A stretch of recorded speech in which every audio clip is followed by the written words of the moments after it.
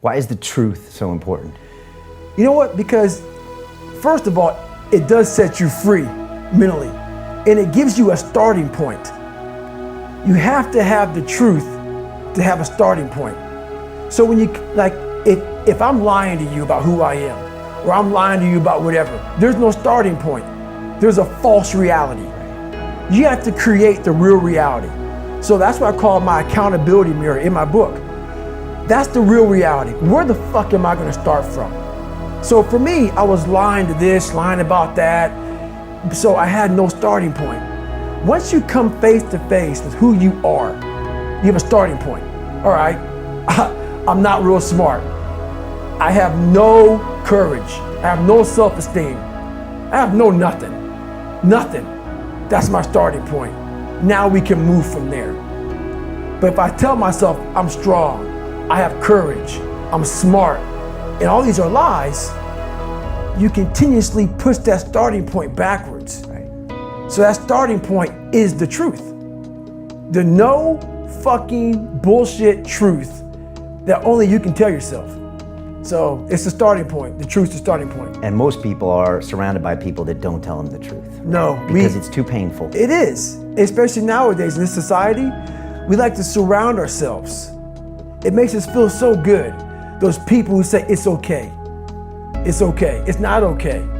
It isn't okay, man.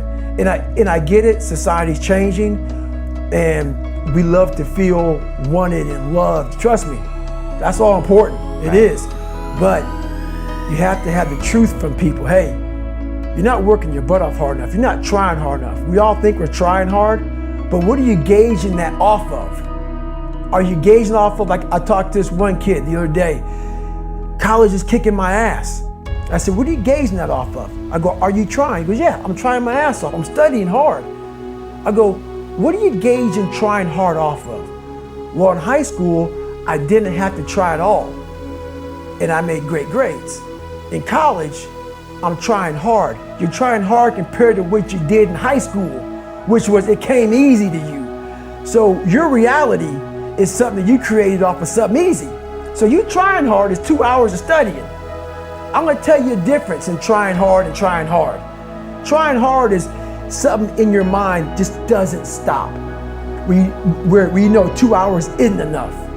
So it's all about, reality and what you're basing things off of. And most people quit at 40%. Yes. That's one of your most famous lines. Yes. I was hearing that years ago coming Yes. from you. And so when we're saying I'm trying hard, when you look in that accountability mirror, you need to look right in your eyes and say, who am I fucking bullshitting, right? Right. Because most likely you're at 40% or less. Right, much less. Much less. Because even though the 40% rule came up years later, when I was 297 pounds and I was fat as hell trying to be a Navy SEAL, the scariest thing in the world to me, even to this day, was that could have been the rest of my life. I thought then I was trying hard. That's the scariest thing in the world. I thought then, 297 pound, working for Ecolab, spraying for cockroaches, making $1,000 a month. I thought that was me at my 100% potential. Come to find out, a few years later, I wasn't anywhere near that. 106 pounds less, graduated Navy SEAL training, went on to do all these other things.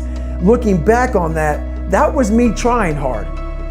That's why people gotta understand, what is in us, we have no idea until we start trying hard. And I mean really trying hard, where you're obsessed with, hey, this is my new norm. My new norm is that, wow, this isn't always fun.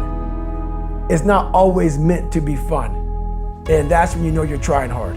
Is that, and so people listening to us that maybe are at 20% or 30%, how do they shatter that myth that they've been telling themselves, about, yeah, I'm going hard, I'm going max, and yet they're not seeing the results? Like, how do they actually shake themselves out of that? Because there's a great quote, I think it's by this guy named Richard Feynman, who says, the first principle is that you must not fool yourself, and you're the easiest person to fool. Mm-hmm. So we construct these crazy Disneyland realities in our brain, right? And we feed it back to ourselves.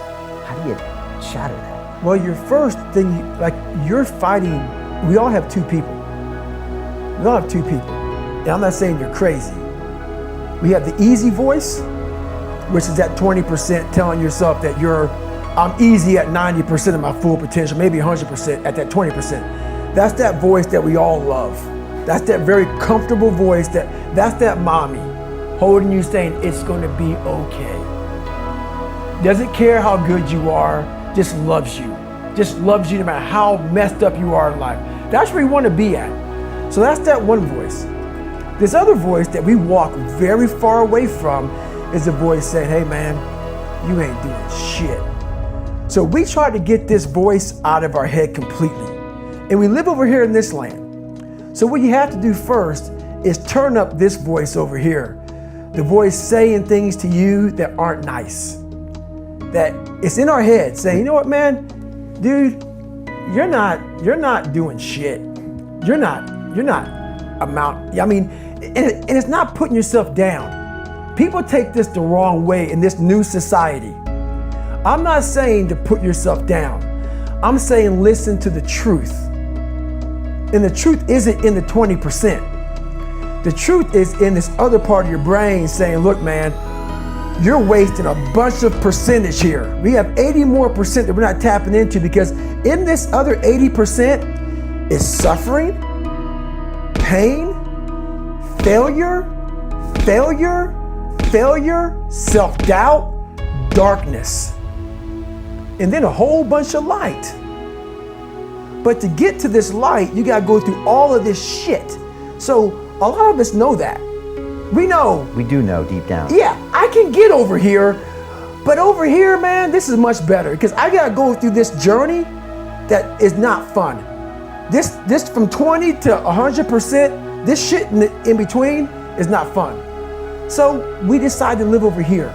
So everybody goes, how do you do that? You know exactly how to do that. You know exactly, it's not a magic trick. There's nothing I talk about in that book that's a magic trick.